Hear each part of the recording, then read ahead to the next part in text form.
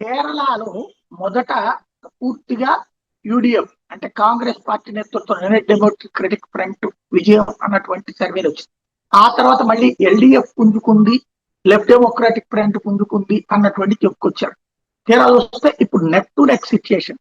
Total గా 71 సీట్లు అక్కడ మెజార్టీకి కావాల్సి ఉంటే కాంగ్రెస్ పార్టీకి 69 వస్తాయి అని, అదే సందర్భంలో లెఫ్ట్ పార్టీలకి 66 వస్తాయి. అంటే లెఫ్ట్ పార్టీల కంటే కాంగ్రెస్ ఒక 3 ఎక్కువ సాధిస్తుందని స్పిక్ మీడియా సర్వేలో తేలింది. బీజేపీ 5 స్థానాలు గెలుచుకుంటుంది అన్నటువంటిది ఇక్కడ అంచనా అనమాట.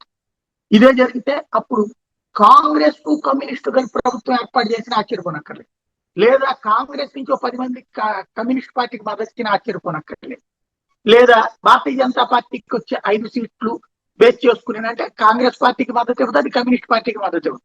అప్పుడు కాంగ్రెస్ పార్టీ ప్రభుత్వమే ఏర్పడే అవకాశం ఉంటుంది.